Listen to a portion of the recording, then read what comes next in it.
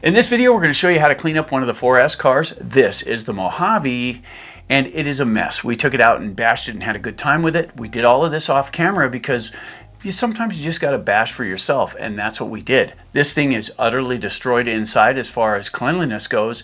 The bearings need a little maintenance, and we got to get this thing clean again and make it look good for the shelf. In this video, we're going to show you how we do it. Check this out.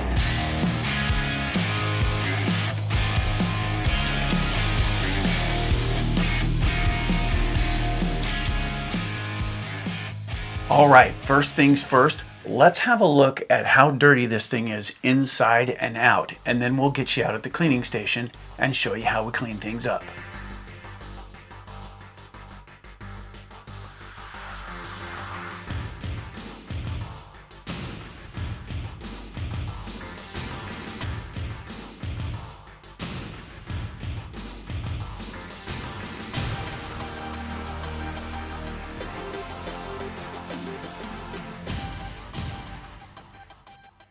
So let's get the body off this to start with and set it aside here.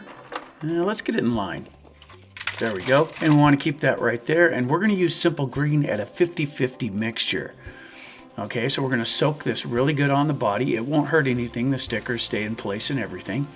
So we'll go ahead and give this a nice dose here. Try and hit every dry patch. And then we'll hit the tread and the side of the tires. We don't have to get too involved with this, but we definitely want a nice coat on everything. One thing we do want to keep an eye on is the electronics. Now we're going to spray around those for the most part. Not too worried about the servo really, but the speed control and that sort of stuff, you know, the motor and all that. We want to spray around those, get very little on there. Even though they're basically water resistant in this model, we don't want to spray directly on them, and we will definitely not use an air hose at any time or anything like that. So we want to hit the bottom as well. Make sure we get a good liberal coat on everything because we want it to soak in. There will be no scrubbing on this. Scrubbing is not cool. I just don't like doing it. And this works really well. So nice and easy. You make sure we get the inside of the body as well. And it's amazing how this stuff takes off everything. It's just really cool the way it works. A friend of mine turned me onto this stuff, and I've been using it ever since. And most of the cars on the shelves have had this treatment, and they're all still in great shape. Okay, a little touch up here. Just make sure we don't have any dry spots. You don't want to let it dry. There we go. So now it's going to sit for a couple of minutes, and then we're going to rinse it lightly. So we're not drilling it with the hose. It looks pretty severe right now, but it's a real light mist. I'm not really putting a lot of power into it, just enough to rinse it off. There we go. And with it upside down like this, you don't have to worry too much about the electronics, but that will come into play when we flip it over. There we go. And we are going to deal with the bearings when we get done with this. So let's go ahead and get it rinsed off, inside and out. We want to definitely get all that simple green off of it. And when you rinse it off, it does take off the dirt.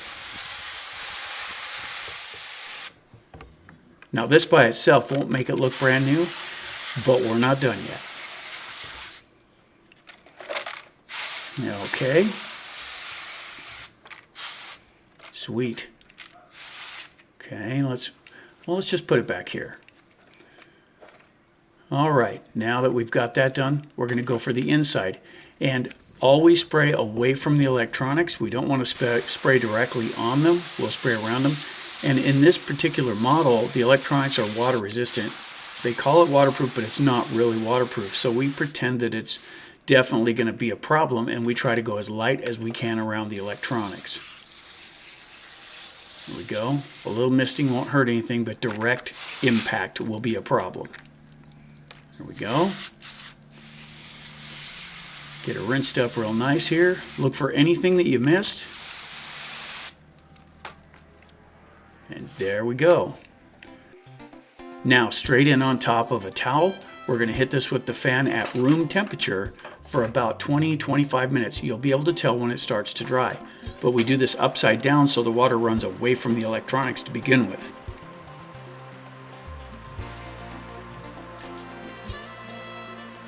Okay, now it's sat for a little while. Let's flip it over. And this will give anything that had a chance to puddle a chance to drain out. So we're going to do it vertically now. And that should do the same thing. Any water that could possibly be trapped somewhere will have a chance to get out of there and dry out. Once this is done, we'll move on. All right, so everything has dried up nicely. It's been about an hour, hour and 15 minutes, and everything is looking good. Now keep in mind that the fan moves room air temperature around, and it dries things rather rapidly, especially with that airflow around all the parts. We don't use an air compressor because it can blow the moisture down into any of the weak spots in the ESC or the radio box or any of that stuff. So we don't use an air compressor. We let it dry naturally. The thing is, now we're on to the next step.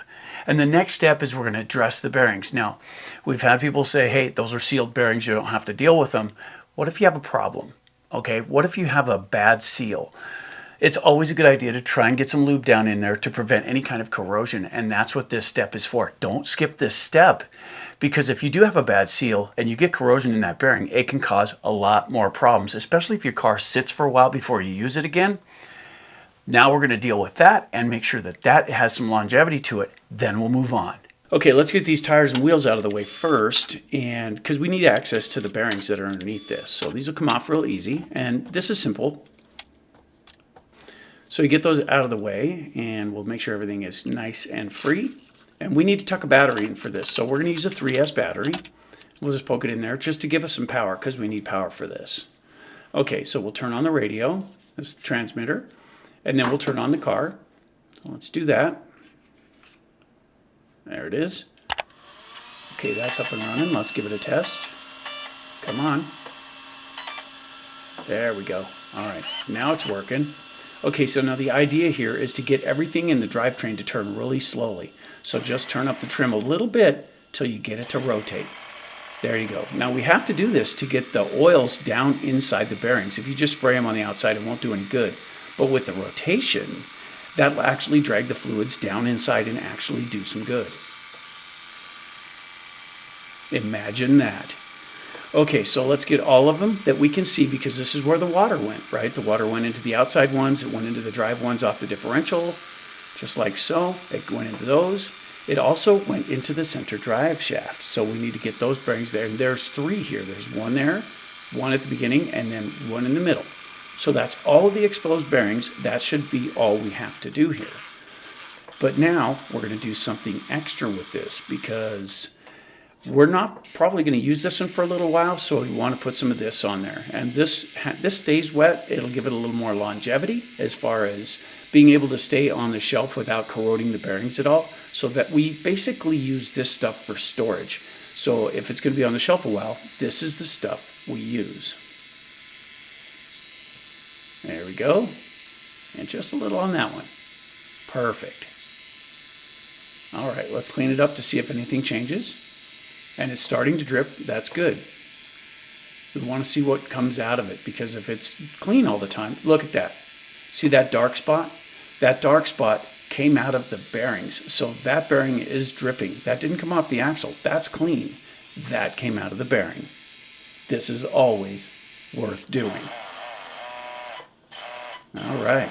Sounding good. Okay, let's get them tires and wheels back on, because that part's completed now. There we go, pretty straightforward. There we go. Just like that.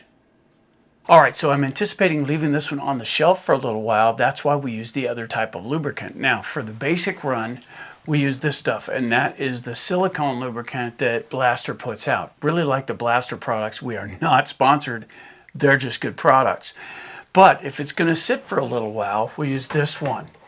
And this is called Multimax, and it stays wet. Okay, so you don't want to run with this in there, but if it's going to sit on the shelf a while, definitely get something like this in there.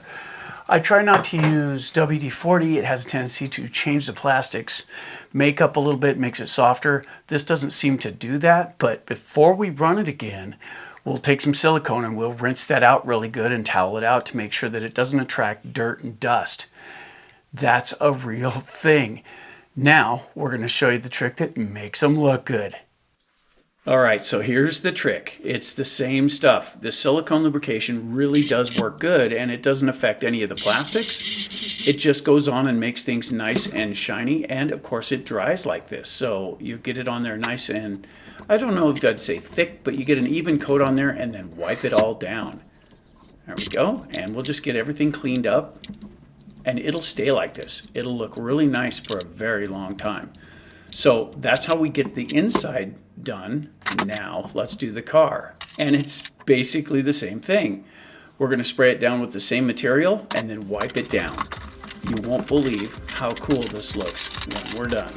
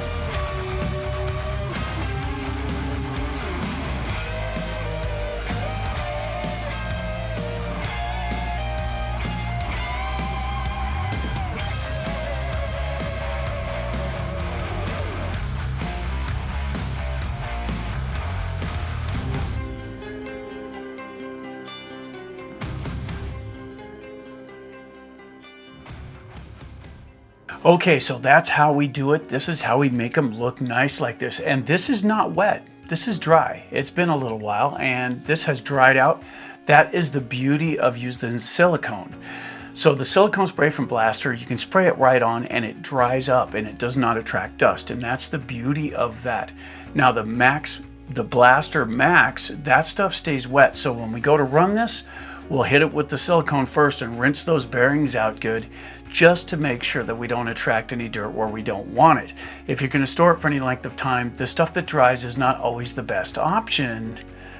So you need to get something in there that will stay wet a little longer to keep those bearings in good condition. Keep in mind, if you have corroded bearings, it creates heat creates problems, they come apart, and then you're buying parts, and that's just how that works. Well, I hope this video was helpful. You know, if you have a system that is not waterproof, do not use water.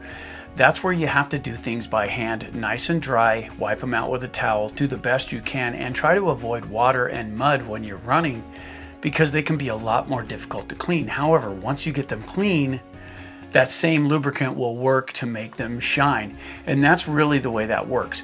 As far as this goes, the ones you see on the shelf that are shiny, they're the ones we've run through this, and it makes them look really good. And we've been doing this a long time and we haven't had any adverse problems that pop up from this. It's been really good. If you have anything you'd like to add to this video, please feel free to get down in the comments and help others along the way. For AJ Jam Studios, I'm AJ saying, keep wrenching.